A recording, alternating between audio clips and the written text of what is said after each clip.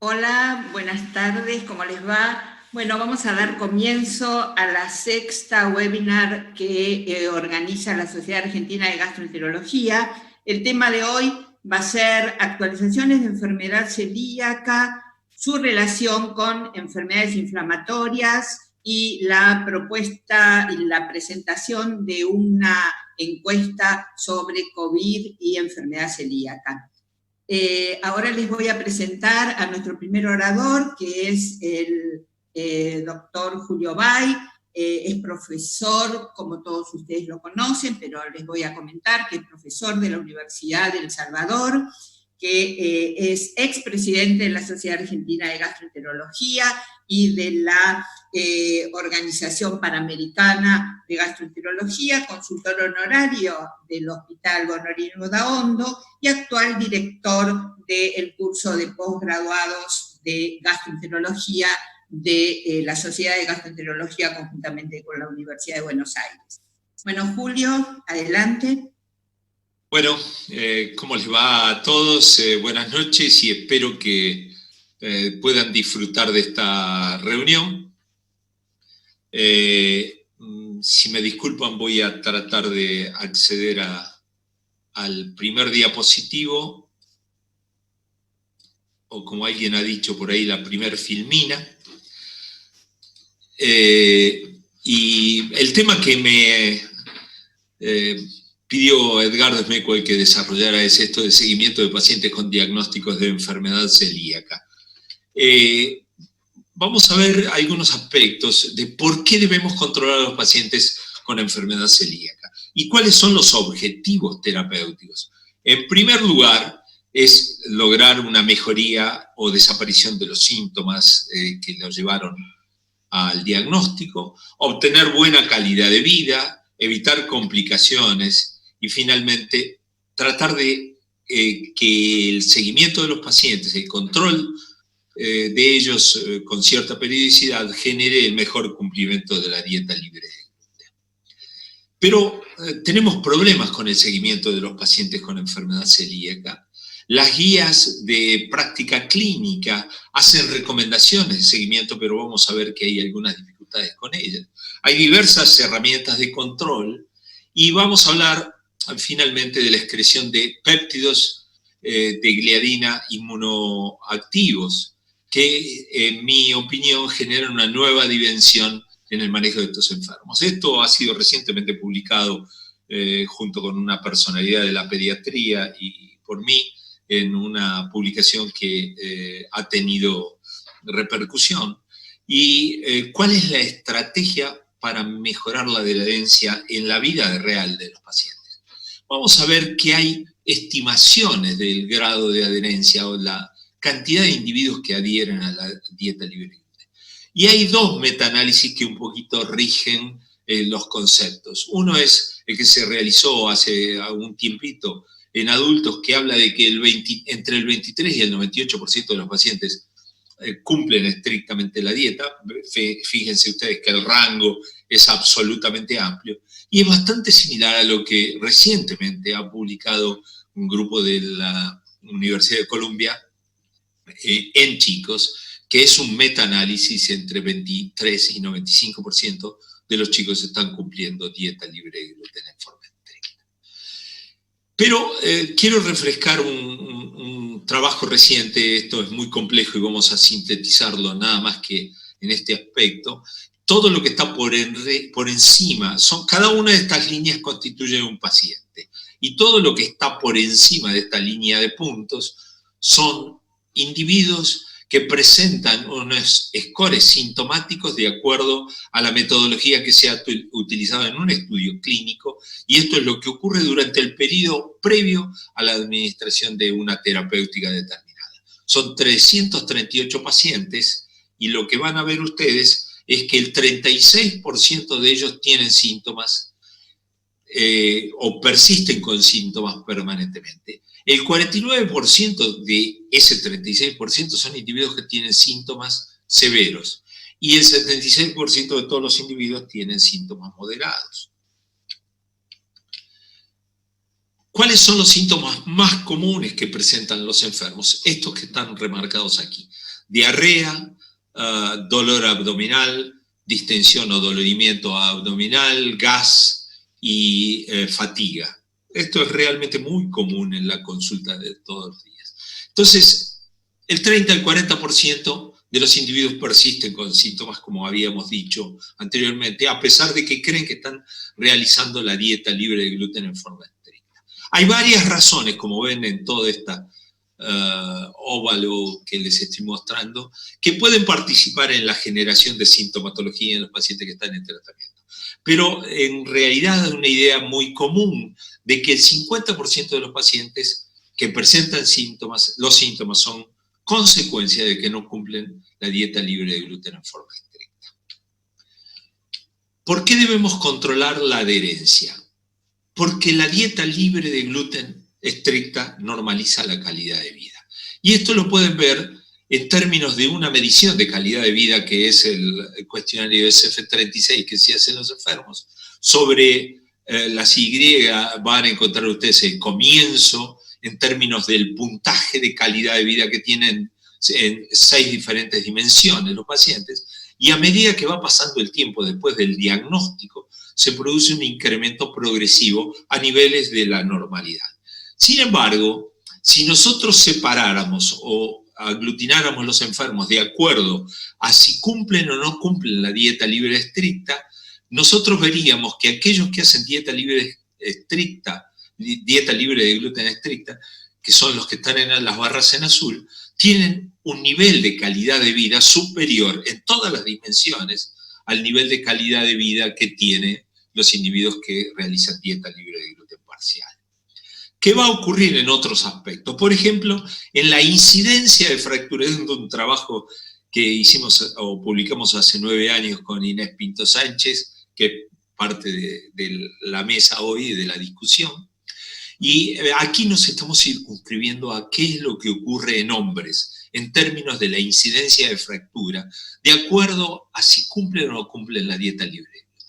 Abajo van a ver ustedes los individuos que cumplen dieta libre de gluten, y con la flecha estoy marcando qué es lo que ocurre con los celíacos, versus qué es lo que ocurre en una población control equivalente en sexo y edad a los pacientes, al momento del diagnóstico a los pacientes celíacos. Y fíjense que entre los controles y los celíacos no hay diferencia en cuanto a la incidencia de nuevas fracturas después del diagnóstico. En cambio, entre aquellos que no cumplen dieta libre de gluten, evaluados por dietistas, entre las cuales está Paz, que ha sido parte del equipo de investigadores, en forma ciega a qué es lo que ocurría con las fracturas. Fíjense ustedes que los celíacos tienen una incidencia de fractura que se demuestra por el decaimiento de la curva, de la curva de sobrevida, que en este caso la sobrevida es la cantidad de episodios de fractura, significativamente diferente, como lo muestra la P que encontramos aquí, a lo que ocurre en los individuos controles.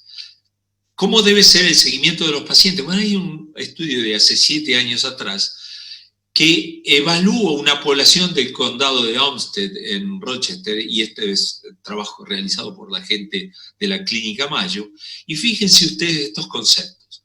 Consulta durante el seguimiento a 1 año, el 41% de los pacientes lo han hecho, y a 5 años el 89% de pacientes han hecho alguna consulta.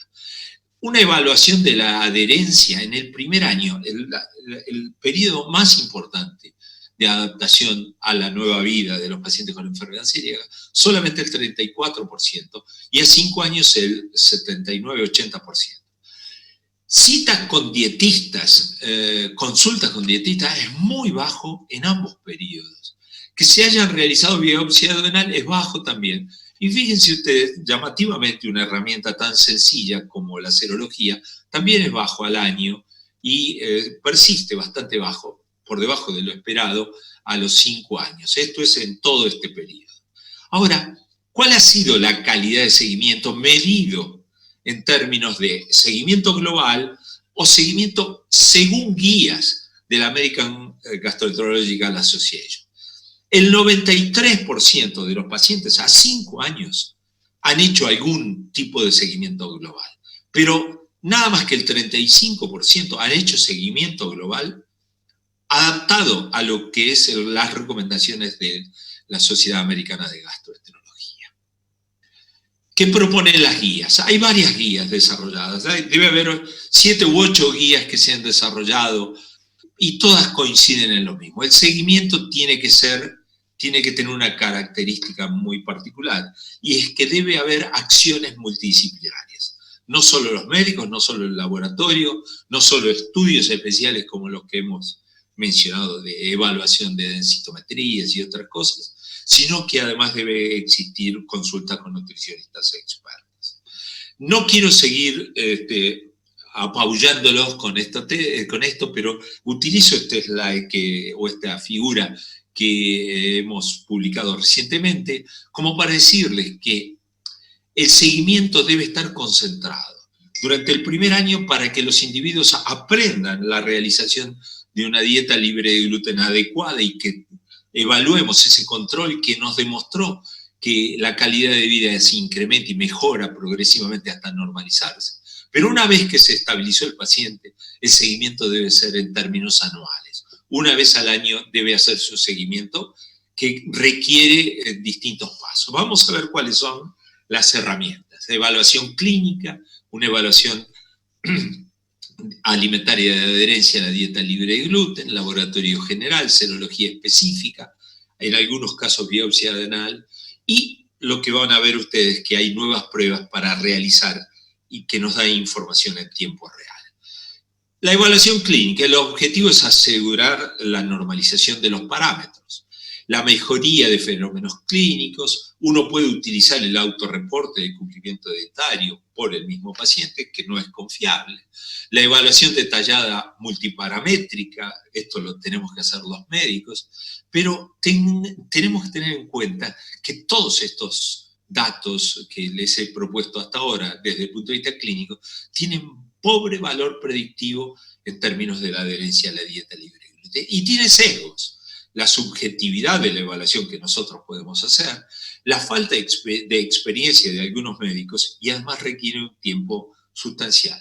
El laboratorio general tiene objetivo observar la evaluación de la normalización de los parámetros. Son muchos los parámetros bioquímicos, pero lo más importante son la hemoglobina, la albúmina, el hierro, folatos, calcio y 25-hidroxivitamina D. Pero tenemos que tener en cuenta que hay pobre sensibilidad de estos procedimientos para detectar evaluaciones anormales. Serología específica, tiene pros y contras. La serología es una de las herramientas importantes, pero no están diseñadas para el seguimiento de los enfermos. Da información sobre el largo plazo, no sobre hechos puntuales de transgresión.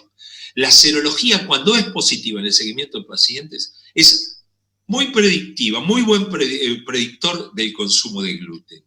Y la serología normal, que esto es uno de los problemas, no significa que el paciente está siguiendo una dieta estricta.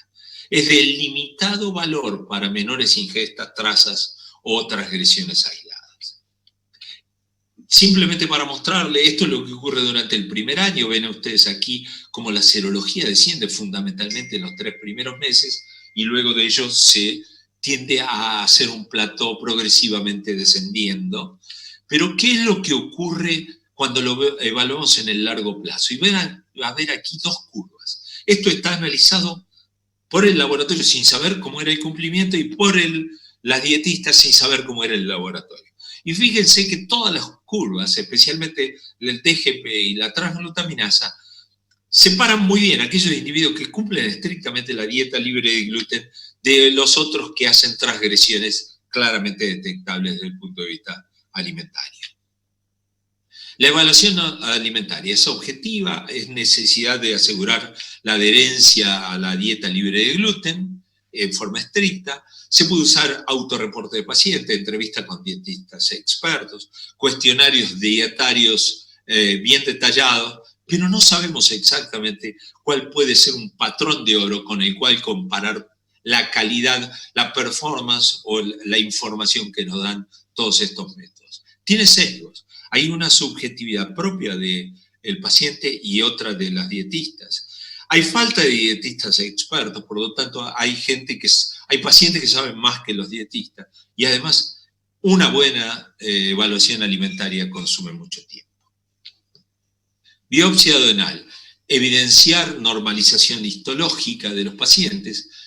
Cuando persiste la enteropatía, esto puede asociarse a algunas complicaciones, pero no hay un acuerdo generalizado de la necesidad de las biopsias. Tiene contras. Como dijimos, la falta de consenso general. La biopsia duodenal solo representa una pequeñísima parte del intestino. No es muy claro cuándo hacerla y con qué frecuencia repetirla. Y además hay una alta relación entre el costo y el beneficio en contra de la realización de las biopsias. ¿Podemos hacer el seguimiento en tiempo real de cumplimiento de la dieta? Sí, porque nosotros podemos detectar péptidos inmunoactivos de gliadina y la podemos hacer a través de pruebas de laboratorio y pruebas rápidas. Florencia Costa es parte de nuestro panel de expertos y que va a hacer algunas consideraciones. Esto se puede utilizar y da información muy interesante. Y la base del concepto de esto es que nosotros podemos consumir gliadina o gluten. Esto va a transformarse en esos péptidos inmunológicamente activos que pueden atravesar la membrana epitelial y generar todo el proceso inflamatorio propio, inmunológico propio de la enfermedad celíaca. Parte continúa su tránsito y se elimina por materia fecal y puede ser detectado ahí, y parte se elimina de lo que ha atravesado la membrana, se elimina por riñón y podemos medirlo en orina. Tiene diferencias entre un método y otro. Pero lo más interesante es que este método puede detectar consumos de gluten de hasta 50 miligramos el de materia fecal y un poco más que los 50 miligramos por día en las determinaciones de orina. Y el otro punto que me parece importante es que en orina la detección es casi inmediata al inicio del consumo de gluten y dura poco tiempo, entre 24 y 36 horas, no más allá de eso. En cambio, en materia fecal, el inicio de la excreción del GIP debe pasar entre la transgresión y la aparición en materia fecal entre 1 y 2 días y se extiende hasta 5 y 6 días después de la transgresión.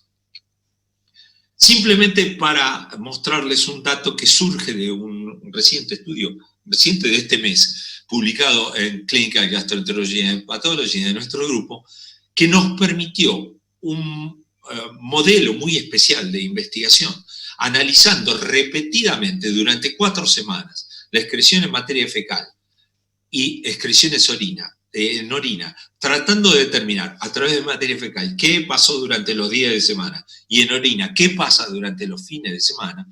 Lo que demostramos nosotros es que los individuos se excretan en todos los periodos, tanto sean sintomáticos como asintomáticos. Y el promedio de veces que los individuos consumen gluten es de 3 veces en 4 semanas. El periodo de estudio nuestro ha sido de 4 semanas. Esto es llamativo. Había algunas ideas a partir de entrevistas alimentarias de que era más frecuente de lo que se suponía, pero en realidad nosotros tenemos que ver aquí que el 89% de los pacientes realizaron al menos una transgresión en 4 semanas. ¿Cómo debemos emplear estas pruebas de GIP? Bueno, lo que el GIP nos puede servir, la determinación de GIP en materia fecal, es como una prueba fotográfica de que el individuo en este momento ha consumido gluten, pero no expresa más allá de 5 días. Es un análisis especialmente de orina que hace una determinación de transgresión bien puntual y en tiempo real. Nos permitiría además establecer patrones de transgresión. Por ejemplo, los pacientes que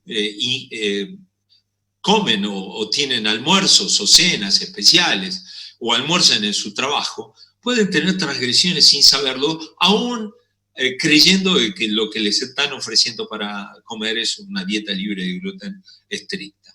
Y eso nos puede dar un apoyo a decisiones terapéuticas. Ante cualquier sospecha de exposición al gluten, nosotros lo primero que vamos a tener es GIP en orina, Frente a la aparición de síntomas, si el individuo tiene síntomas, podemos estudiar si hay algún riesgo especial por el tipo de transgresión que puede estar haciendo sin darse cuenta. Nos puede servir este método, además, para ayudarlo al paciente a mejorar su adherencia en el comienzo del tratamiento o en algún momento del seguimiento que nos esté preocupando la adherencia. Para terminar, 2 diapositivas. Uno sobre el valor clínico de las distintas muestras. La evaluación clínica está en el escalón probablemente más bajo, aunque es absolutamente necesaria. Y es parte de esa multisistémica evaluación de los pacientes. La serología y la biopsia puede constituir un segundo escalón en importancia. Hasta ahora, lo mejor en esta evaluación multiparamétrica que hacemos de los pacientes es la entrevista por nutricionistas expertos. Situación, como dijimos anteriormente, muy difícil, muy difícil de realizar. Y finalmente, yo creo que el GIP en materia fecal y orina es un agregado notable que va a ayudar a que todos estos procesos nos redunde en mejorías de los enfermos. Vamos a ver, como último diapositivo, qué pasa en la observación diaria de los pacientes. Lo que nosotros observamos es que pocos individuos siguen las guías clínicas que les mencionaba. Lo mismo que observaron en Rochester. En general, los que tenemos experiencia en ver muchos enfermos, la mayoría de los individuos que tienen síntomas son los que consultan, y poco consultan los que están asintomáticos. No hay, en general, en la práctica clínica diaria, un manejo multidisciplinario. Faltan dietistas y clínicos expertos en la enfermedad celíaca. No usan la mayoría de los médicos adecuadamente la serología específica y la mayoría de los pacientes no tienen seguimiento reglado como establecen las guías. Y esto, en mi impresión, es el 85% de los pacientes celíacos. La detección de GIP se ha transformado, en mi impresión, en un aporte significativo al seguimiento de los pacientes con enfermedad celíaca. Muchísimas gracias. Bueno, muchas gracias, Julio. Ahora les quería presentar a la doctora Florencia Costa, que es del grupo de intestino delgado del Hospital Bonolini Udaondo, y a la licenciada Paz Temprano, que es nuestra nutricionista experta. Ellas van a hacerle algunos comentarios y responder y pedir que Julio responda algunos interrogatorios de los participantes. Adelante. Hola, ¿qué tal? Buenas noches.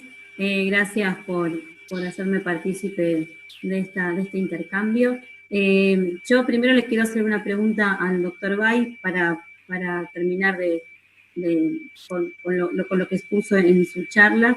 Acá, por lo que se ve siempre en la presentación y en el seguimiento que uno siempre tiene en el consultorio, se focaliza mucho en el paciente sintomático, ¿no?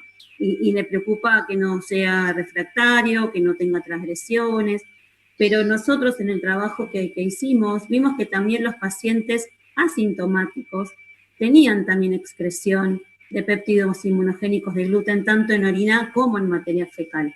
Entonces, mi pregunta es, ¿qué implicancia clínica tiene ese consumo de gluten en el paciente asintomático? Y si yo en ese paciente que está asintomático le pido laboratorio, me quedo tranquila por anticuerpos negativos, o le completo toda la consulta con el nutricionista experto, y también a ese paciente considero hacerle un GIP en caso de que yo quiera estar seguro de que no esté transgrediendo. Más que nada por las implicancias clínicas que puede tener, ¿no?, el consumo continuo de gluten, como se expuso anteriormente.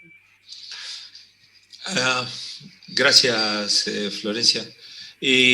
Me parece que es bastante amplio lo que me han preguntado y trataré de resumirlo en 2 conceptos centrales. Uno de ellos, lo que vos dijiste, que una de nuestras demostraciones en este último trabajo es que tanto los que están sintomáticos como los sintomáticos tienen transgresiones.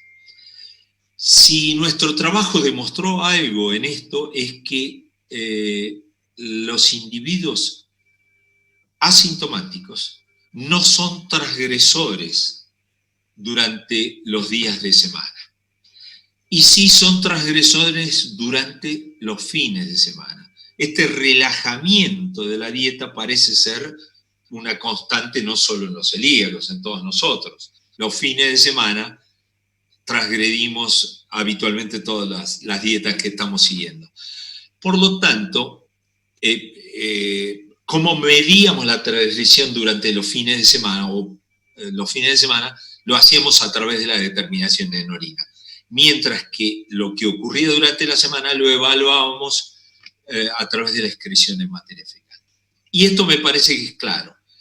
Entiendo yo que no es solamente la transgresión lo que produce que los individuos tengan síntomas, pero la transgresión, de acuerdo a un resultado muy concreto de nuestro trabajo, es un factor asociado con la presentación de síntomas.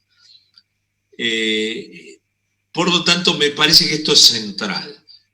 Y hay un trabajo clínico de hace 7 años atrás, presentado por gente que ahora está en Harvard, muy claro sobre qué es lo que ocurre en los individuos en que uno lleva a extremar la dieta libre de gluten en lo que nosotros denominamos dieta libre de gluten natural, y probablemente Paz nos pueda ayudar en este concepto.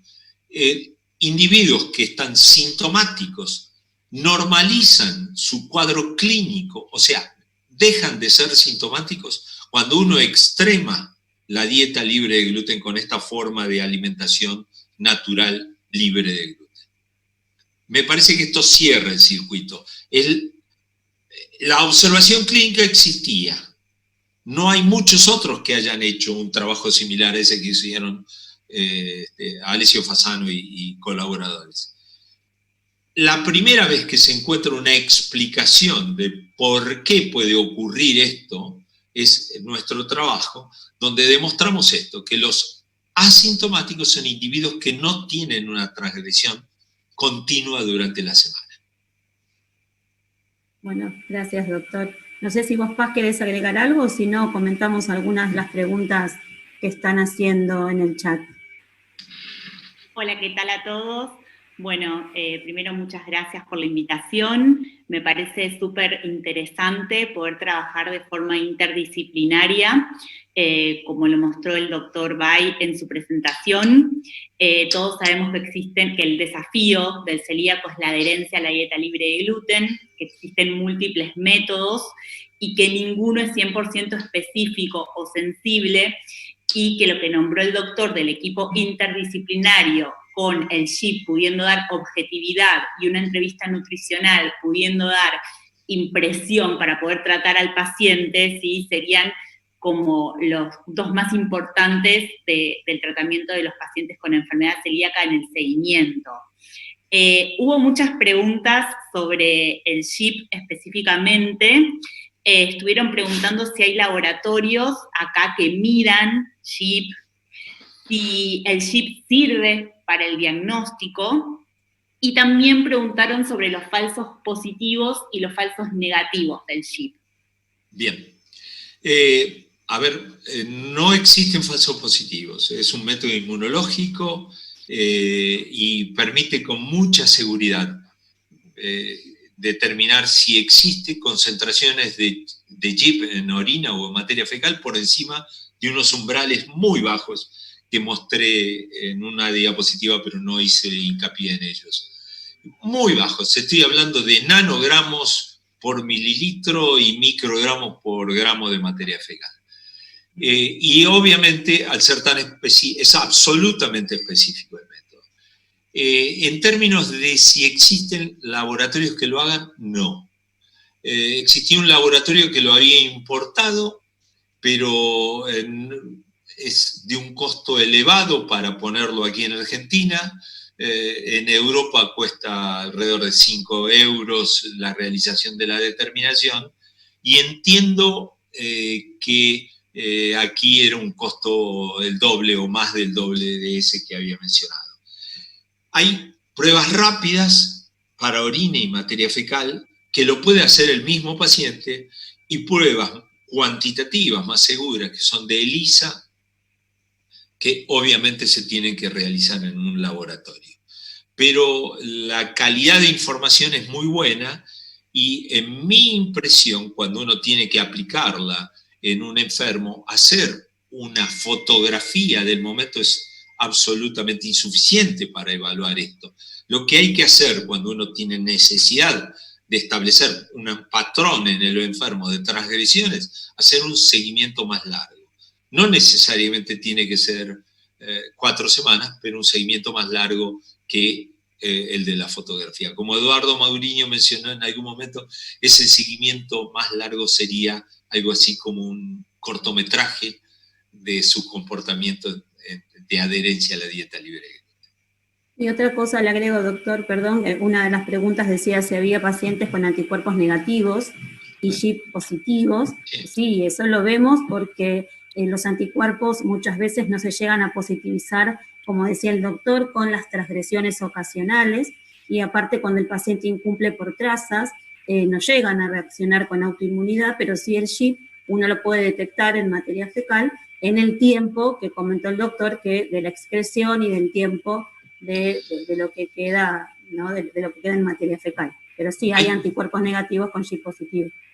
Hay una revisión que estamos haciendo de toda la información que tenemos, especialmente del último estudio que lo estamos haciendo con Paz y Juan Pablo Stefanolo, que es comparar los métodos, ya que este es absolutamente específico y muy sensible, extraordinariamente sensible para el consumo de gluten, para el contacto de gluten con el aparato digestivo, tomarlo como gold standard, como patrón de oro, para poder decir después qué calidad de información nos dan los otros métodos. Este fue el gran problema que existió en todo este tiempo, hasta ahora. Y en realidad, lo que hemos visto que la evaluación alimentaria que hacen nuestras nutricionistas, siempre en forma cegada al informe final de si consumen o no consumen, transgreden o no transgreden la dieta, hemos visto que la evaluación meticulosa que hace es muy sensible para detectar consumos importantes de gluten. Y yo me refiero a importantes aquellos que puedan generar una activación inmunológica medida por anticuerpos o una activación lesional medida a través de daño en la mucosa. Y se sabe que hay un umbral. Hay individuos que transgreden pequeñas cantidades de gluten, que igual las detectamos, están por encima de lo teóricamente permitido, hasta donde llegamos a permitir o considerar que una dieta es libre de gluten, pero no son suficientes para generar daño. Eso, las nutricionistas tienen altísima predicción con su evaluación. Hablo de nutricionistas experimentados. Pero lo importante del GIP es que cuando la concentración de GIP en materia fecal u orina es elevada, va a producir, es significativo la relación que existe entre transgresiones importantes de gluten continuas y daño en la mucosa intestinal. Y esto sí es probablemente lo que va a terminar en generar complicaciones en el enfermo o mala evolución en los mismos. Paz, por favor, ¿podés comentar la última pregunta del público? Así pasamos para el otro tema. Sí, exactamente. La realidad es que fueron muchas las preguntas, vamos a destacar las más significativas para todos, las que eran comunes para todos, y luego se les va a responder en particular cada uno de ustedes. Doctor, preguntaron si la determinación de GIP puede reemplazar a la biopsia intestinal en el diagnóstico de la enfermedad celíaca. No. De ninguna manera, no es un método que sirva para diagnóstico de enfermedad celíaca, porque no vieron una diapositiva que mostré anteriormente porque no lo remarqué. Tenemos que todos los individuos, todos nosotros estamos transgrediendo o consumiendo gluten, perdón, no transgresión. y nos va a dar positivo siempre. Por lo tanto, quien no sabe que es celíaco y tiene atrofia, y tiene daño, y tiene trastornos inmunológicos porque está consumiendo gluten. Y lo que va a dar es una determinación de GIP positiva. Eso indudablemente. Otra de las últimas preguntas que me parece importante remarcar, están preguntando si muchas determinaciones de GIP positivo se asociaron, o si hay evidencia científica que se asocie al aumento de las complicaciones, al riesgo de mayor complicaciones de la enfermedad celíaca. No. Todo esto es muy nuevo, en primer lugar. Quiero decirle, el patrón de transgresiones de los pacientes es recientemente reconocido. Y aquí hay que, por ahí, remitirse a un estudio de un grupo italiano absolutamente reciente también, donde los siguieron a los enfermos por muchos años. Y vieron que estos que tenían transgresiones menores determinadas desde el punto de vista nutricio por dietistas expertos, eran individuos que en el seguimiento no hacían complicaciones importantes. Seguimientos muy largos, superiores a 10 años en promedio. Pero lo que no está aclarado en todo esto, en ese estudio, es si había diferencias entre aquellos individuos que tenían transgresiones mayores y más frecuentes de los que tenían transgresiones menores. Situación que no es tan fácil determinar desde el punto de vista de la evaluación alimentaria, y sí lo podríamos determinar con este tipo de estudios como son los estudios de GIP. En definitiva, creo que todavía hay mucho lugar para estudiar. Habrá que estudiarlo en relación al daño y en relación a la magnitud de la transgresión que hagan los enfermos y la continuidad con que los hagan. Eso es lo único que nos va a dar respuesta a la pregunta clínica que nos hicimos. Bueno, muy bien, muchas gracias Julio, muchas gracias Paz y Flor. Julio, ahora te doy la palabra para que vos nos presentes a Inés, por favor. Bueno, no la veo en las imágenes a Inés, pero voy a tratar de sacar eso mismo. Bueno, ahí la veo a Inés. Inés ha sido desde hace muchos años una de las personalidades que pasó por la sección de intestino delgado del hospital. En su época de concurrencia programática se la robé al Hospital Rivadavia, vino a nuestro hospital, ingresó a la sección de intestino delgado, desarrolló unos trabajos como los que le mostré ahí a ustedes, se entusiasmó mucho con la investigación y terminó siendo robada. A un ladrón se lo puede robar sin ninguna culpa, por Elena Verdú, y se fue a trabajar a McMaster en Canadá. Elena ha hecho una carrera fantástica, Elena también, obviamente, todos ustedes conocen quién es Elena, pero Inés ha hecho una carrera fantástica y es un comodín que está con un pie en Caseros 2061 y el otro pie en Hamilton, y la verdad que estamos compartiendo muchos trabajos en conjunto y realmente es un honor presentarte en este evento y especialmente en relación a una ultimísima publicación que has hecho en Gastroenterología. Es la relación entre enfermedad inflamatoria y enfermedad celíaca. Un metaanálisis. Adelante. Muchísimas gracias, la verdad que por la introducción, poco más me estoy conteniendo, voy a largar lágrimas ahora. Quiero agradecer, bueno, por la introducción y aparte a Edgardo por la invitación y la oportunidad de poder compartir con todos ustedes. Y es fantástico el hecho de que podamos poder estar aquí, a pesar de estar a más de 15.000 kilómetros de distancia en el momento de ustedes, y en medio de este momento tan desafiante como es la pandemia. Y bueno, para empezar quisiera lógicamente decir que generalmente uno empieza con conflicto de interés. No tengo conflicto de interés, excepto que soy ex Udaondo y ex SAGE, así que ese es un conflicto de presentación en la SAGE hoy. Y tengo esta foto para mostrar, a la cual todos empezarán a reír porque estamos bastante más jóvenes. Algunos no están, algunos están agregados, pero bueno, esta es mi foto que guardo en el corazón y siempre agradecida y recordando con mucho cariño de dónde vengo. Espero ahora de que podamos en estos 20 minutos poder transmitir algunas de las diferencias y similitudes que encontramos entre las enfermedades inflamatorias y enfermedad celíaca. Y también de revisar lo que es la evidencia de la asociación entre enfermedad celíaca y las enfermedades inflamatorias.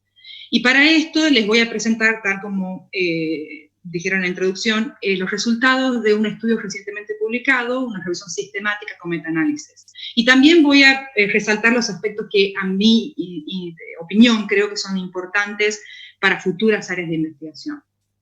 Para evaluar el primer punto, tenemos que volver a la definición de enfermedad celíaca, y no es que voy a enseñar nada nuevo, esto todo el mundo la conoce, pero lo que quiero recalcar es que para evaluar las similitudes, queremos recalcar que la enfermedad celíaca está mediada por el sistema inmune y que está precipitada por el gluten, y tiene que haber una predisposición genética para que esto ocurra.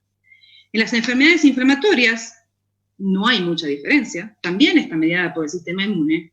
El gluten no es un claro gatillo en enfermedades inflamatorias, aunque algunos pacientes pueden responder o no, y sí hay una relación, una predisposición genética, aunque no tan evidente como en la enfermedad celíaca. En ambas, la presencia de la genética es necesaria, pero claramente insuficiente, por lo cual, como ustedes pueden ver... Sí. Perdón, no estás compartiendo los diapositivos. ¡Uy, no me digan! A ver, vamos a ver. No vimos la foto, que es lo que más nos interesa. No puedo creer, no lo puedo creer, no puedo creer. Ahí estamos. Perdón. Ahí volvemos. Vamos a ver la foto. ¿Cuál soy yo? ¿Cómo puede ser que esto haya ocurrido? Acá está la foto. Ahí estamos todos jóvenes, todos jóvenes. Y Lali un poco agregada, pero... Bueno, revisamos la agenda, y esta es la definición de enfermedad celíaca y la de enfermedades inflamatorias, que es en la diapositiva en la cual estaba. Y que si bien ambas comparten esto de la predisposición genética, es claramente insuficiente, por lo cual, por ejemplo, en la enfermedad celíaca hay muchos otros factores que contribuyen al desarrollo de la enfermedad celíaca. Como ustedes bien conocen, ha habido múltiples estudios evaluando la forma, digamos, de nacimiento, las bacterias, virus, amamantamiento, factores socioeconómicos. Y como ustedes pueden ver en este gráfico, son todos estos factores que contribuyen a la enfermedad celíaca, pero déjenme ser honesta, este es un gráfico que ha sido publicado recientemente en Nature y corresponde a enfermedades inflamatorias. Entonces, como ustedes pueden ver, todos estos factores, muchos de estos factores ambientales también son compartidos por ambas enfermedades inflamatorias y enfermedad celíaca. No me voy a meter demasiado en esta complejidad de fisiopatología de ambas, pero lo que quiero mostrar es que ambas, enfermedad celíaca e inflamatorias, comparten muchos aspectos de lo que es la fisiopatología. Ambas son enfermedades inmunológicas, y tienen también, en ambas ocurre una respuesta a la inmunidad innata y otra involucrada a la inmunidad adaptativa. Y si bien las citoquinas que participan y los jugadores en esta compleja interacción son diferentes, hay algunos que comparten enfermedades celíacas con enfermedades inflamatorias. Por ejemplo, como ustedes pueden ver en ambos gráficos, interleuquina 12, 15, 10, son algunos de los citoquinas que comparten estas dos patologías. La diferencia, como ustedes pueden ver aquí, entre enfermedad celíaca e inflamatorias, una de las diferencias más importantes es que en la enfermedad celíaca hay una producción de autoanticuerpos específicos, con lo cual se puede decir que la enfermedad celíaca tiene algunas características autoinmune, no es puramente autoinmune, pero tiene algunas características autoinmunes, cuando la enfermedad inflamatoria no es así, no hay autoanticuerpos específicos. ¿Y a qué me refiero con estos autoanticuerpos específicos? Ustedes bien conocen que para el diagnóstico de enfermedad celíaca tenemos que realizar estos test serológicos, son los autoanticuerpos, antitransglutaminasa, anti-DGP, anti-endomisio, que son los más comunes, y estos anticuerpos, dependiendo del kit que uno utilice, dónde los realice, en qué población, van a tener sensibilidad y especificidad diferente. no son 100% específicos. Ha sido descrito que entre aproximadamente un 10% de estos autoanticuerpos pueden ser falsos positivos en diferentes oportunidades o condiciones, y entre ellas están las enfermedades inflamatorias. Ni siquiera esto nos permite completamente diferenciar. Y en cuanto a la histología, que es otra de las características o el patrón de oro para diagnosticar enfermedad celíaca, tenemos muy en claro cuando vemos la lesión en el lado de la derecha, atrofia total vellositaria, y tenemos también un poco más claro cuando no hay lesión, como vemos a la izquierda. Hay un área gris cuando hay alteraciones, por ejemplo, infiltrativas en la parte de incremento de linfocitos intraepiteliales o inflamación mínima, que son un área gris en la cual uno tiene que investigar otros diagnósticos diferenciales, y entre ellas uno sospecha la enfermedad de Crohn. En el caso de la lesión mínima o incremento de linfocitos intraepiteliales, como ustedes pueden ver, hay varios estudios realizados que muestran que una de las causas más frecuentes fuera de la enfermedad celíaca es la enfermedad inflamatoria intestinal, específicamente Crohn por la localización. Aún así, teniendo atrofia vellositaria, lógicamente la enfermedad celíaca es la que lidera en cuanto a la frecuencia de diagnósticos, pero como ustedes pueden ver ahí, no es infrecuente encontrar pacientes con enfermedad de Crohn que tengan algún tipo de atrofia. Es decir, hay similitudes en estas dos patologías en cuanto a la fisiopatología, en cuanto a los autoanticuerpos, a veces tampoco nos permiten completamente diferenciarlas, en cuanto a las biopsias tampoco, a veces también son confusas, y no hablé de la presentación clínica, pero son muy parecidas. Hay muchos aspectos clínicos que comparten ambas patologías. Ahora la pregunta del millón es, está bien, encontramos similitudes, ¿estas dos patologías están asociadas? ¿Y cuál es el riesgo de que si tengo una, como tenemos tanto en común, de desarrollar la otra? Esta pregunta no es fácil de responder. Hubo muchísimos estudios realizados por más de 30 años y todos los resultados de estos estudios son controvertidos, por lo cual estuvo dando vueltas por mucho tiempo. Y es por eso que con la Sociedad para el Estudio de Enfermedad Celíaca nos propusimos hacer hacer un metaanálisis por año, era la idea, para evaluar un tema de interés para la comunidad celíaca. Y hace 2 años elegimos este tópico de evaluar la asociación entre enfermedad celíaca y enfermedades inflamatorias. Y quiero aclarar que este estudio de revisión sistemática y metaanálisis es un estudio bastante laborioso, con mucha gente, expertos en diferentes áreas de enfermedad celíaca, de metodología, evaluando estas características de este análisis. En el lado de la izquierda pueden ver Carolina Seiler, que fue mi segunda revisora. Ella es una PhD estudiante trabajando con nosotros en McMaster. Elena Verdú, todos, digamos, ustedes la conocen, en ese momento era la presidente de la Sociedad de Celíacos. Y Nancy Santeso y Paul Moayedi. Nancy es metodóloga, especialista en metaanálisis y en terminología de metaanálisis, para que no digamos cualquier cosa cuando reportamos los datos. Y Paul es gastroenterólogo y experto en epidemiología y metaanálisis. Y también están varios expertos de Estados Unidos involucrados en este estudio. Y en este metaanálisis, este es, como les mencioné, es un proceso muy riguroso y sistematizado.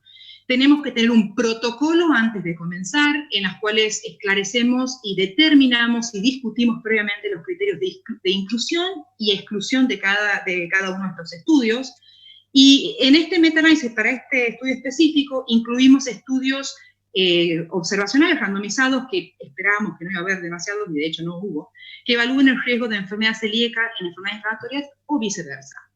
E incluimos estudios adultos y pediátricos. Lo que sí excluimos, porque consideramos que no contribuyen demasiado, son reportes de casos y series de casos. Teníamos varios objetivos con este estudio, era establecer el riesgo bidireccional de esta asociación, de ver otro de los objetivos que era para nosotros de importancia, era tratar de esclarecer estos riesgos de tener falsos positivos transglutaminasa, DGP, en pacientes con enfermedades inflamatorias, o ASCA y ANCA en pacientes con enfermedad celíaca, y el riesgo de tener genética de enfermedad celíaca en inflamatoria si estaba aumentado o no. Teníamos criterios claros de lo que era enfermedad celíaca, discutimos mucho qué estudios incluir, y decidimos incluir estudios de enfermedad celíaca e inflamatoria si tuvieran un criterio definido al momento de realizado del estudio. Realizamos una búsqueda bastante extensa, no nos limitamos a PubMed, hicimos Embase, Medline, Ovid, Web of Science, There, son muchas bases de datos en las cuales corrimos toda esta búsqueda. Reportamos los casos en riesgo relativo, incluimos también, para análisis de los datos, lo hicimos en Redman, y utilizamos también R para analizar los mapas que les voy a mostrar. Planificamos, esperábamos que tantos estudios que hay, digamos, online o publicados, iban a traer una heterogeneidad en los resultados. Entonces esto lo anticipamos y planificamos qué tipo de análisis íbamos a hacer para tratar de esclarecer esta causa de heterogeneidad. Y establecimos que íbamos a analizar, íbamos a hacer análisis de subgrupos basado en el tipo de enfermedades inflamatorias, en la edad, niños versus adultos, en estudios que eran Norteamérica versus no Norteamérica, en el diseño del estudio específico. Y también planificamos que si no logramos encontrar, íbamos a hacer algunos estudios de sensibilidad. En estos estudios de sensibilidad significa de que si detectamos algún estudio particular que por alguna característica pudiera estar alterando los resultados, entonces los removíamos y analizábamos qué pasaba. Esto se llama estudio de sensibilidad y se preestablece en un metaanálisis. Y íbamos a hacer este estudio de sensibilidad basando en el sesgo, el riesgo de sesgo. Si había estudios que tenían alto riesgo de sesgo, entonces íbamos a hacer el análisis de subgrupo o sacando estos estudios dependiendo con lo que nos encontramos. Y también íbamos a tratar de evaluar si, de ser necesario, remover los abstracts que nos habían dado una información, pero no habían sido publicados como textos. Ahora bien, como les dije, este metaanálisis particularmente de los que hice fue el más laborioso. Incluimos casi 10.000 estudios, partimos de casi 10.000 estudios. Terminamos con 65 full text, digamos, textos o papers, que como le llamamos, artículos publicados que contribuyeron a la revisión sistemática, o sea, lo que llamamos análisis cualitativo. Y de ellos, 30 nos contribuyeron o proveyeron datos que nos permitió incluirlos en el análisis cuantitativo o metaanálisis. Y estos son los resultados que ahora les voy a mostrar. Esta tabla, ustedes no intenten leer lógicamente los nombres acá porque es difícil, pero esta tabla muestra todos los estudios que evalúan el riesgo de enfermedad celíaca en enfermedades inflamatorias, que son 37 en total, y como ustedes pueden ver, están divididos de acuerdo al tipo de estudio. Estos estudios son los que fueron incluidos en la revisión sistemática. Si ustedes tienen la oportunidad de bajar el paper, van a ver que esta tabla están todas las características de estos estudios bien detalladas. Y estos estudios, los colores rojos significan que hay un riesgo aumentado, y los colores verdes que hay un riesgo disminuido. Como ustedes verán, son variables. De estos 37, 15 son los que proveyeron de datos en ambos grupos para poder extraerlos y ponerlos en el metaanálisis. Lo primero que uno hace es poner todos juntos, todos estos estudios juntos. Entonces, este primer paso, que evalúa el riesgo de enfermedad celíaca en enfermedades inflamatorias en estos 15 estudios, se puede ver que hay un riesgo aumentado de casi 3 veces de presentar enfermedad celíaca en los pacientes con enfermedades inflamatorias. Ahora bien, de este análisis que ustedes pueden ver, como ustedes pueden ver, acá está en la primera columna, los casos de inflamatorias y el número total de casos, y en el control, los casos de enfermedad celíaca y el total de los casos. El problema con este análisis fue que nos encontramos, como habíamos esperado, con un alto índice de heterogeneidad. Si este índice es más de 25%, algunos o 50%, como determinan otros, consideramos que es un alto índice de heterogeneidad y entonces vamos a buscar las causas. Como planificamos, dijimos, vamos a evaluar si estos resultados cambian o la heterogeneidad se resuelve dividiéndolos de acuerdo al tipo de inflamatorios. Y como ustedes pueden ver en el primer gráfico, esto es el análisis de enfermedades, de estudios que no discriminaron Crohn de colitis ulcerosa, que incluyeron a todos los pacientes en el mismo estudio. El segundo es lo que se focalizaron en Crohn's y los terceros en colitis ulcerosa o que pudieron diferenciar entre ellos. Y como ustedes pueden ver, en enfermedades inflamatorias hay un claro incremento de enfermedad celíaca que es más intenso o más pronunciado en los pacientes con Crohn's.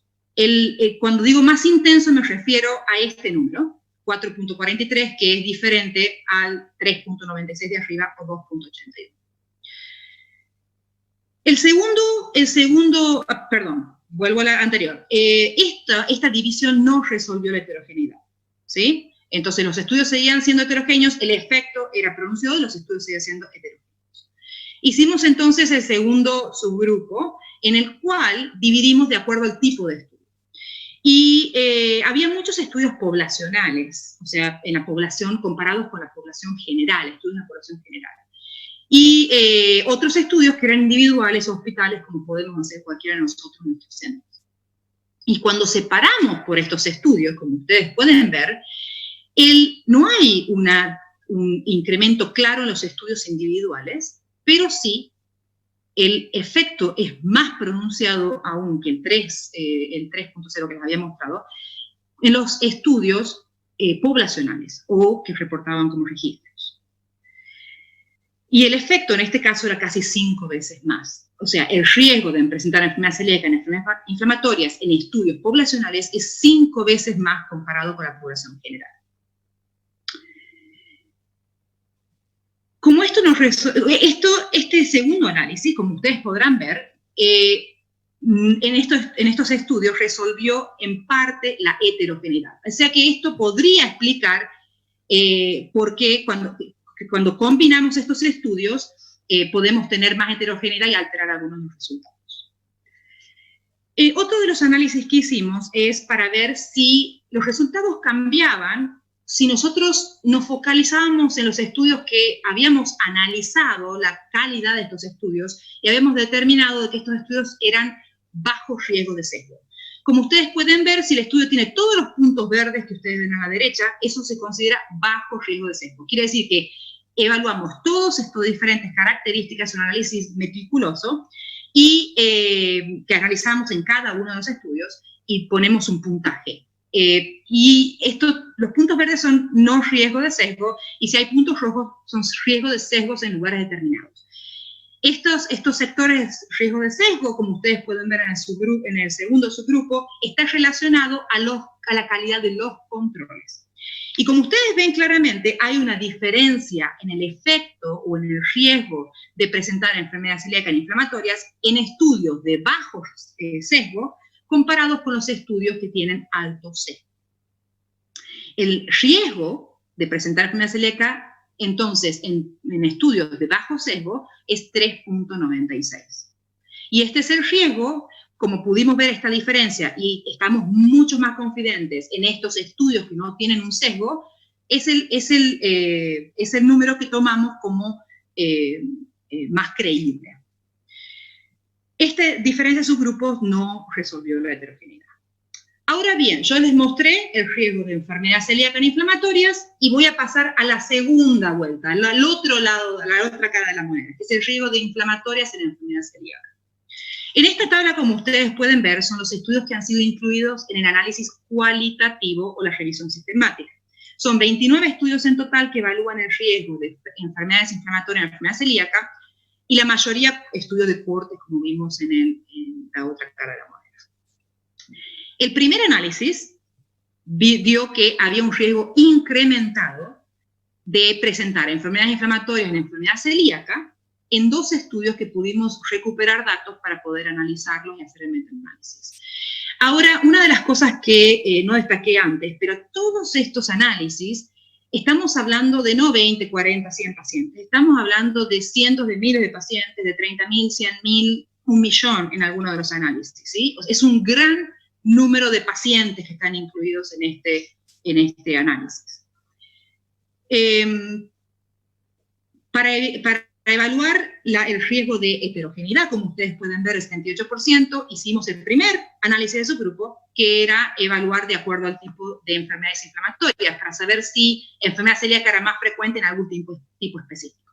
Y como ustedes pueden ver, es alto en los estudios que evalúan enfermedades inflamatorias generales, y en Crohn's es más alto, es un riesgo de 7.73, que es 7 veces más en los pacientes con Crohn's, tienen más riesgo de presentar enfermedad celíaca con respecto a los controles.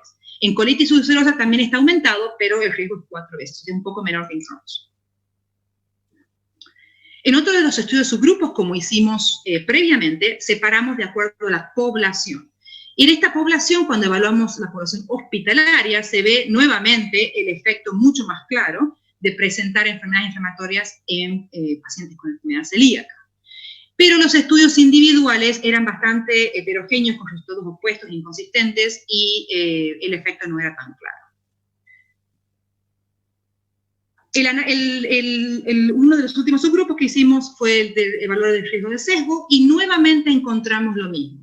El efecto es mucho más pronunciado en los estudios que no tienen riesgo de sesgo. O sea, los estudios que son más creíbles, que no tienen algún riesgo o alguna inconsistencia que ustedes puedan percibir, son los que tienen los resultados más creíbles. Y este es el número de 9.88, casi 10 veces más del riesgo de presentar enfermedades inflamatorias en enfermedad celíaca.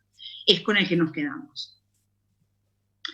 Una de las cosas que uno se pregunta es, ok, estos son todos los estudios que están publicados, pero ¿qué pasa con los que no están publicados? ¿Cómo eso puede influir? ¿Va a cambiar o no va a cambiar? Y hay un análisis que uno hace en metaanálisis, que está este árbol, como ustedes pueden ver, este árbol tendría, si estuvieran todos los estudios balanceados, publicados, este árbol tendría que tener, de los dos lados de la línea del medio, la misma cantidad de puntos, que son cada uno de estos puntos son los estudios. Quiere decir que haya estudios de grandes y pequeños, que tienen un efecto pequeño y un efecto grande, balanceado en ambos lados. Pero como ustedes pueden ver aquí, hay un desbalance de estos estudios. Entonces uno se pregunta, entonces hay un riesgo de publicación. Estuvimos discutiendo esto y el sector en el cual faltan estudios corresponde al sector de estudios pequeños con un gran efecto. Entonces uno se pregunta, bien, hay un déficit de estos estudios. ¿Qué pasaría si hubiera estos estudios? Si hubiera estos estudios, tendríamos un efecto aún mayor. O sea, consideramos que esto no influye en los análisis de los resultados porque, en todo caso, si estos estudios estuvieran, nos aumentarían más el riesgo. Quiere decir que estaríamos subestimando el riesgo en todo caso. Así que no consideramos que este metaanálisis tenga un riesgo de publicación.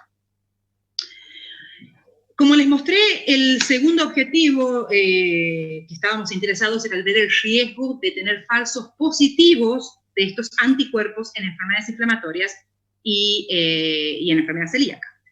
Los anticuerpos de enfermedad celíaca o relacionados con enfermedad celíaca, como son la glutaminasa, el antinomicio, los DGP, han habido varios estudios que evaluaban solo estos anticuerpos.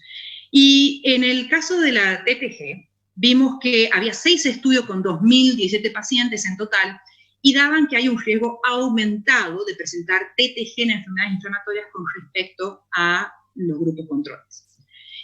Interesantemente, en la segunda línea, los EMA, había 5 estudios que evaluaban solo el EMA y veíamos que hay el riesgo de presentar EMA en los pacientes con enfermedades inflamatorias estaba disminuido con respecto a los controles. Con lo cual, tendría un poco sentido que puedan ser un poco más específicos que los TTG, o que den menos falsos positivos. Me sorprendió mucho no encontrar estudios que evalúen solo antigliadinas, pero en este estudio es muy pequeño, la verdad que uno lo pone porque tenés que reportar todo, pero es realmente un riesgo similar y no, con 19 pacientes uno no puede hacer ninguna conclusión. Y en cuanto a los IGP también había un solo estudio con 24 pacientes, reportaban un riesgo aumentado de 13% versus 0,5%, pero la verdad, de nuevo, un estudio, 24 pacientes, uno no puede hacer muchas conclusiones con esto.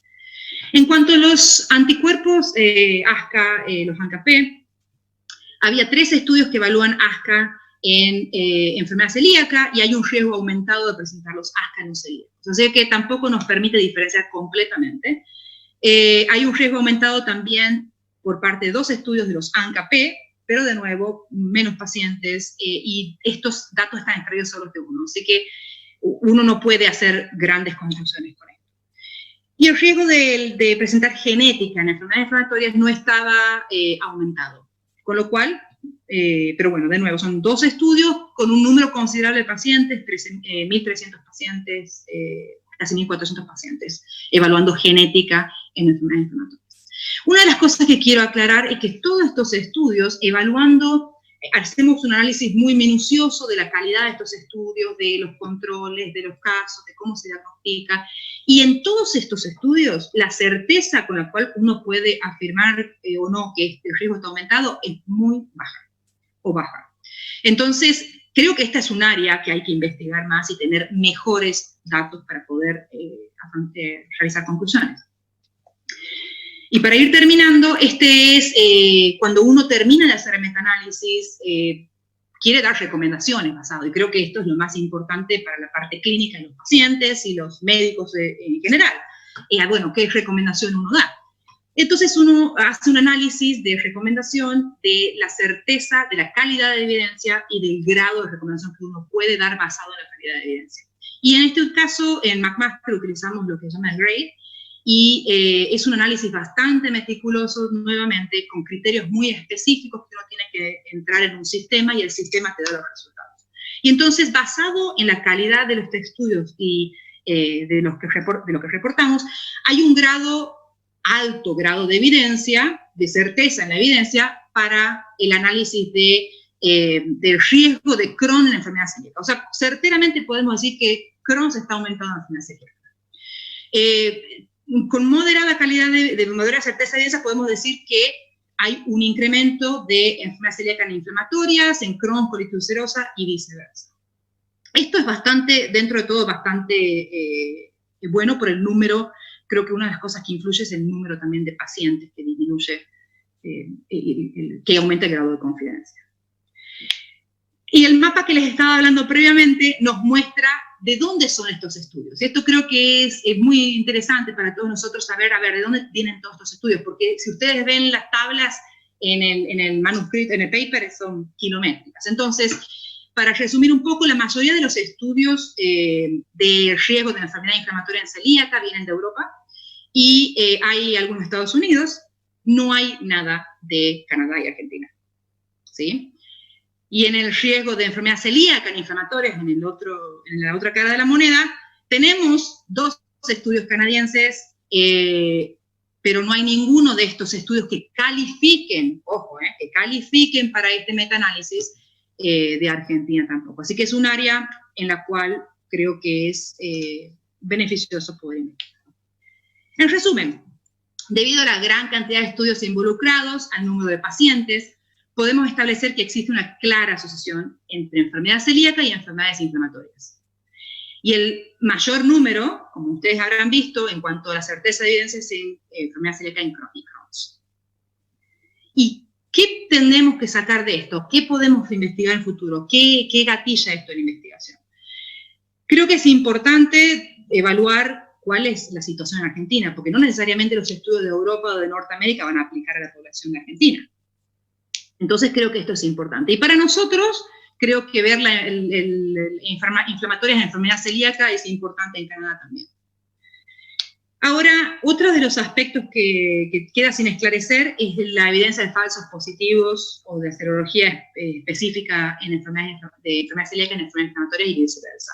Y creo que esto es importante porque nos encontramos con un 10% de los pacientes y cuando uno ve muchos pacientes esto se transforma en más frecuente.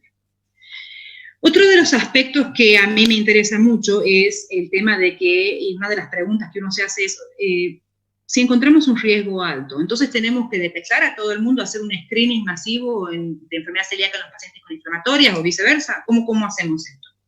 Y para hacer un screening masivo creo que primero hay que hacer otros estudios, como son de costo-eficacia, para detectar, para ver si es costo-eficaz detectar en todos, o solo nos vamos a limitar a aquellos que presenten síntomas.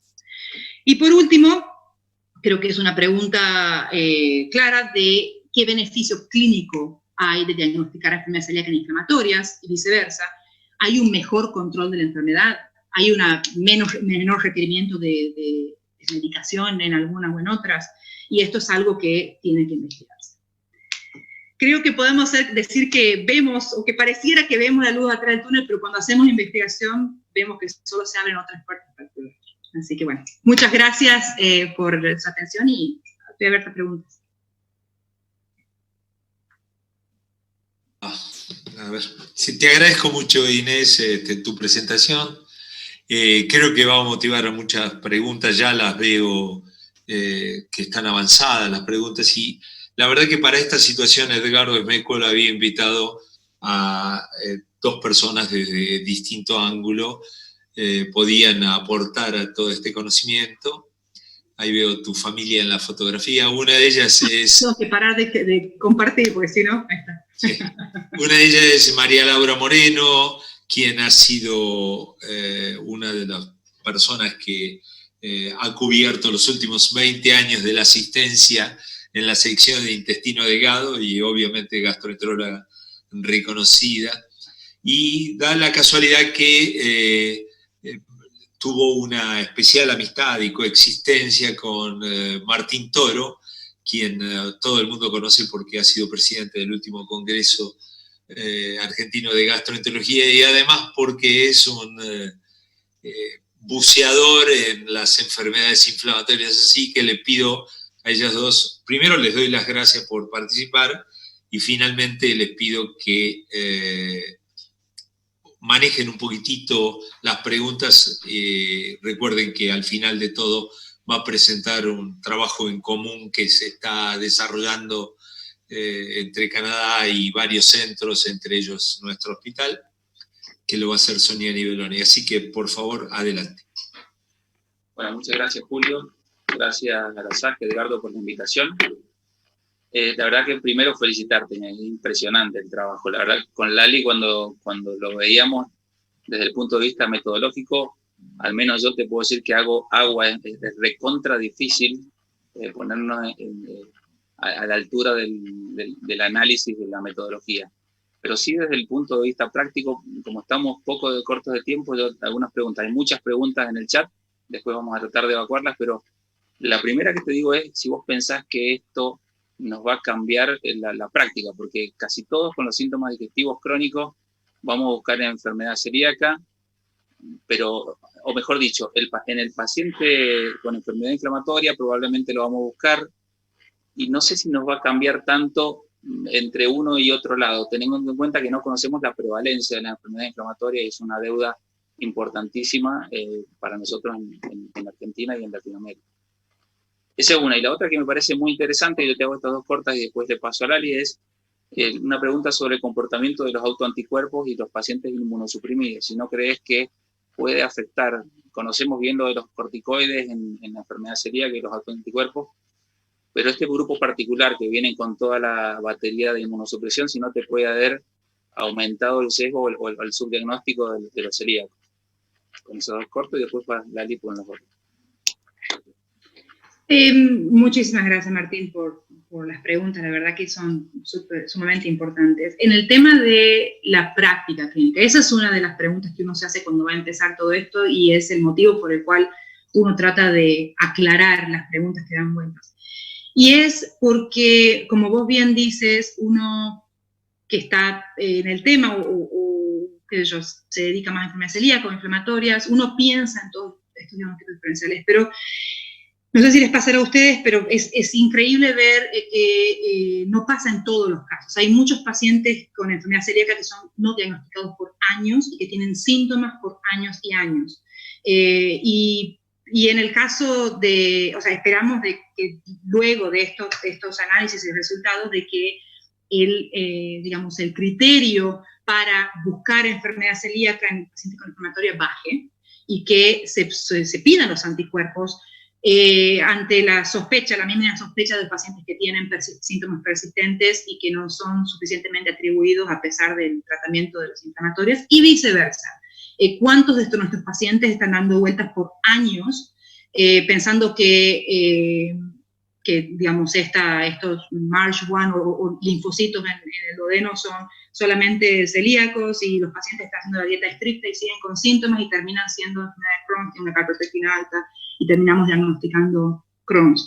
Pasa esto y no era en el pasado la primera o una de una sospecha fuerte, sino era más bien después de bastante tiempo. Espero que al ver esta asociación bastante clara y el riesgo bastante aumentado, tengamos más en claro esto y podamos detectar mejor y de forma más temprana estos pacientes, ¿no?, que están sufriendo.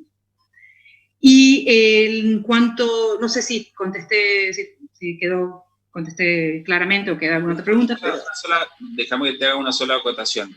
Yo sé que a todos mis pacientes con inflamatorias y con síntomas digestivos crónicos van a tener la serología por lo menos para enfermedad celíaca para descartarlo.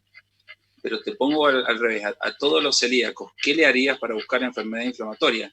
Calprotectina, sabiendo que los celíacos también pueden tener la calprotectina. Gastar en resonancia, mi pregunta iba a pensar si todavía tenemos herramientas como para cambiar en la práctica o vamos a tener que simplemente en el control salir a buscar la enfermedad inflamatoria, pero un poco más aleatoriamente. Mira, si tenemos digamos, primero, lo que quería tratar de decir es que si vos sospechas enfermedad celíaca en enfermedad inflamatoria, tal vez no es una representación de todos los médicos o todos los gastroenterólogos, porque vos te dedicas a enfermedades inflamatorias entonces creo que esto incrementa, podría incrementar el riesgo de detección. No sucede en todos los gastroenterólogos y esperamos de que todos los gastroenterólogos, los médicos de familia, los clínicos sospechen de esta asociación. O sea, que se traduzca más allá de lo que es el gastroenterólogo experto en un tema específico. Y el tema de calprotectina fecal, creo que todavía no está bien en claro, no hay una evidencia clara del incremento de calprotectina. Lo que sí es claro, si tenemos una calprotectina, o sea, en enfermedad celíaca, si está elevada mínimamente, algo que no entraría en el rasgo de sospecha de Crohn's. Entonces, podría ser una herramienta para diferenciar entre ambas, ¿sí? Pero no hay evidencia. En el estudio analizamos cada uno de ellos y no hay una evidencia clara de que la calprotectina podría ser diferenciar. Y creo que esta es otra, no lo mencioné en mi presentación, pero creo que esta es otra área de estudio que puede ser gatillado a raíz de esto, donde uno ve las áreas de donde faltan evidencia, y son estas, ¿no? Claramente los marcadores de enfermedad celíaca o de inflamatorias en una u otra para diferenciar estas patologías. Perfecto, Lali. Sí, bueno, Inés, también felicitarte y a todo el grupo, tu grupo de trabajo, por el trabajo, realmente un metaanálisis que incluye muchos pacientes y le da mucha fortaleza como lo han hecho. Voy a tratar de ver si podemos preguntar algunas cosas en relación a lo que pregunta el público. Una de las preguntas es si ustedes evaluaron creo que algo lo dijiste, ¿no? Cuando vas estratificando si este riesgo aumentado en la enfermedad inflamatoria y la enfermedad celíaca tiene que ver con el compromiso propio solo del intestino delgado, si eso se fue evaluado cuando la enfermedad inflamatoria afecta al intestino delgado, ¿se vio esa asociación o no? Es un aspecto interesante. No hicimos un subgrupo de los pacientes que tienen lesión limitada al intestino delgado. Sería interesante verlo, pero estimo que van a ser muy pocos los pacientes que tengan lesión limitada al intestino delgado. Pero se puede hacer, no hicimos ese subgrupo. Bien, otra de las preguntas que tenía yo era, como ustedes incluyeron trabajos que se publicaron en distintos años, a lo largo de los años, en la era pre-antitransglutaminasa y post-antitransglutaminasa, si tuvieron en cuenta para el diagnóstico de enfermedad celíaca, las distintas herramientas diagnósticas, la distinta sensibilidad. Sí, y esta es una de las características cuando uno evalúa la calidad de los estudios criterios de inclusión. Discutimos esto antes de empezar el metaanálisis, la posibilidad de poder incluir estudios a lo largo del tiempo con diferente sensibilidad que van a arrojar diferentes resultados. Decidimos incluir a todos ellos, pero analizarlos por separado. Y cuando uno hace el análisis diferente por el riesgo de bias, por ejemplo, el riesgo de sesgo, como ustedes ven ahí, todos los estudios que tenían, categorizamos estos estudios que tenían diagnóstico de enfermedad celíaca o controles que no eran adecuados como un riesgo potencial de sesgo. Entonces, cuando uno analiza y hace esta separación de estudios que tienen este riesgo de sesgo y estudios que no tienen un riesgo de sesgo, estos estudios más nuevos, todos estos estudios que no tienen riesgo de sesgo, son los estudios más nuevos, entonces no hay diagnóstico por antigradiente. Todos estos estudios son con antitetraglutaminasa o, digamos, antiendomicio, generalmente antitetraglutaminasa. Entonces esto está considerado y no influencia en los resultados. Bien.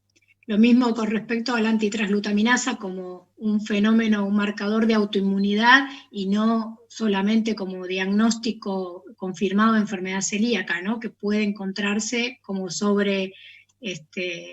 dimensionando la prevalencia. Claro. Me preguntan acá en el público, ¿no? Si los resultados que fuiste encontrando en los distintos países tiene que ver con la prevalencia de cada una de las enfermedades en cada país, ¿no? Si eso se puede discriminar. Sí, eso es muy interesante y también lo habíamos considerado. De hecho, Canadá, como ustedes saben, es uno de los países con mayores prevalencia de enfermedad inflamatoria intestinal. Y es muy llamativo que no haya estudios evaluando con enfermedad celíaca.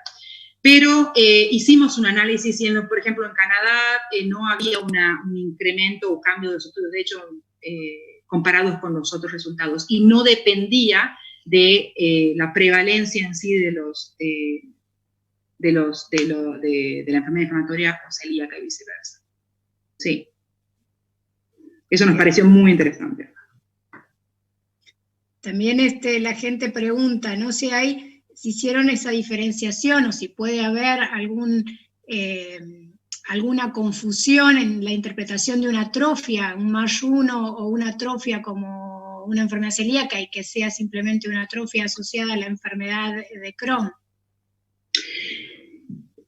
Claro, digamos, la biopsia, creo que no hay método exacto, no hay método perfecto para diagnosticar enfermedades celíacas inflamatorias, y la biopsia es uno de los métodos más imperfectos que hay, ¿no? Las chances de confusión son muy altas, pero esperaríamos que esto va a aplicar a todos los estudios que uno considera. Entonces, es un riesgo que uno tiene en cada uno de los estudios involucrados, en mayor o menor impacto. De hecho, en Argentina, nosotros cuando hicimos el estudio con ustedes, con el grupo en el 2009, vimos que había un alto grado de error diagnóstico de celíacos por la biopsia. 40% de las biopsias que decían que eran celíacos no eran, y bueno, esto pasa en todos, otros han publicado exactamente lo mismo. Y es un riesgo que va a pasar, pero la diferencia, y con lo cual uno tiene confianza, es que esto aplica para todas las poblaciones, no está limitado a un sector específico o un área específica que uno tenga que tratar de hacer un análisis especial, ¿no? No sé cómo estamos de tiempo, Sonia. Pasamos a Sonia. Sonia, muchísimas gracias. Sí, ustedes consideran que podemos terminar con las preguntas. Después hay que aclarar que las preguntas que pueden seguir contestándolas a través del chat. Así que, sí, por una cuestión de tiempo, hagan el cierre ustedes de esta parte, Martín. Son muchas y muy interesantes las preguntas. Vamos a tratar de ir después contentándolas con Inés, pero pasamos a vos, Sonia. Bueno, muchísimas gracias, Inés, por todo el apoyo. Y ahora les vamos a comentar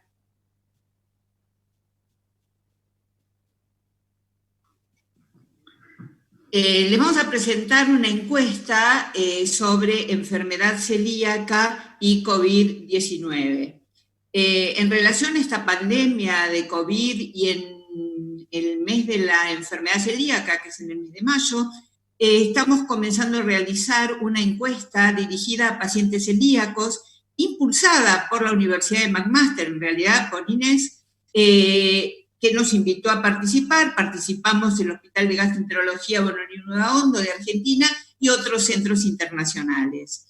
La encuesta es anónima, la van a realizar los pacientes utilizando un software que permite el acceso a la misma, haciendo un clic en el link que está ahí abajo, y ustedes lo van a recibir ahora por YouTube para que lo puedan después transmitir a sus pacientes.